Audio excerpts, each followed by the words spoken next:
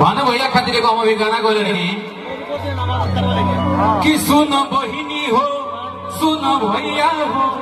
हाथी जोड़े ले परी पैया हो कि अरे फिर से पीएम बनेंगे मोदी हम सब ने ये ठाना है कि सीधे कमल का बटन दबाना है भानु भैया जी को जिताना है सीधे कमल का बटन दबाना है। अभी एगो बोले रही कि 51 बहनों की शादी है। सुने ना आप लोग एगो हमारे प्रेमी गीत का एक आयल रहे कि ओ मोरे पिया अरे ठीक नहीं किया कि गढ़वा से लाली लाली चुनरी ना लिया हो चुनरी ना लिया।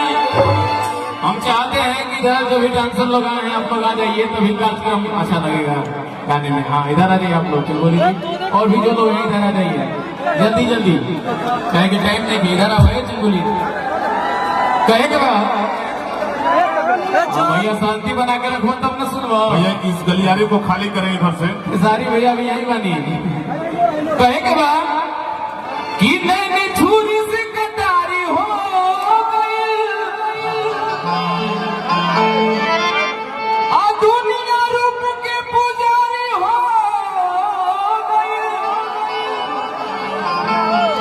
कि अरे जब के हुआ की नजरिया में बस जाला तब बुझिया कि प्रेम के बीमारी हो गई।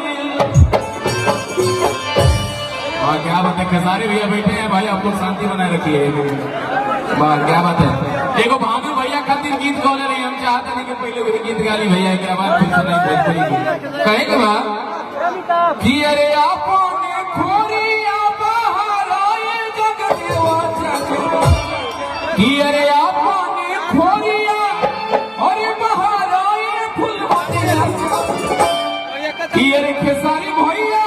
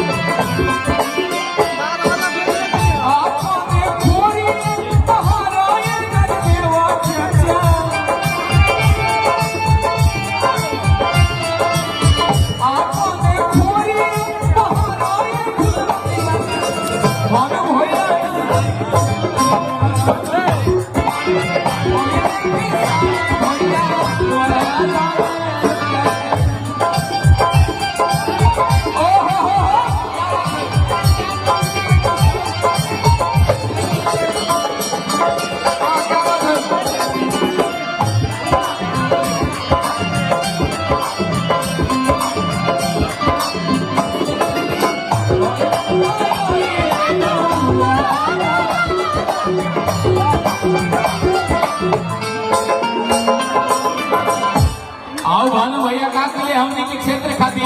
आज भानु भैया की कृपा बा हमने खेसारी भैया के सामने से बता दी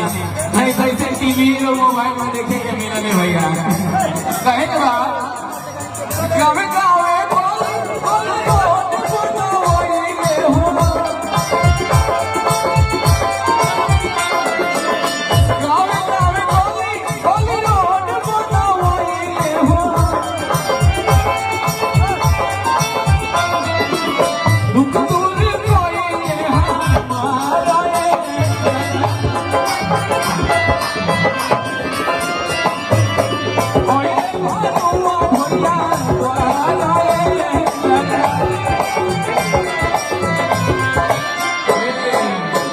भैया ट्रेलर मॉडल का है कि टाइम कम बा।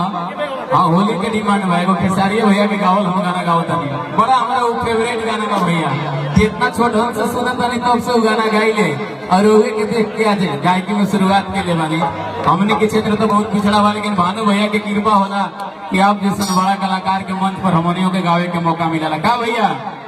बाना एक बार बोलिए भानु भैया जिंदाबाद। और खेसारी भैया कहले कि भानु भैया जीतिए तो फिर बुलाइए खेसारी भैया के ये सब की बार भुलाए कि नहीं क्या पार मत से जितावे के बाद कहे के बाद होली में एगो लड़का कहता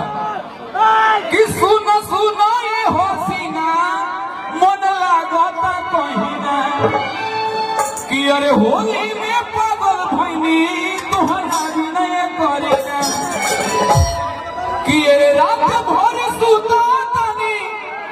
कि अरे रात भर सूता तनी और ये फोटो तोहर लेके पिचकारी रंग फुजुर फुजुर के यानी बहुत सारा आशीर्वाद बा दिलीप राम रेजो मेरा से कहे के बा पिचकारी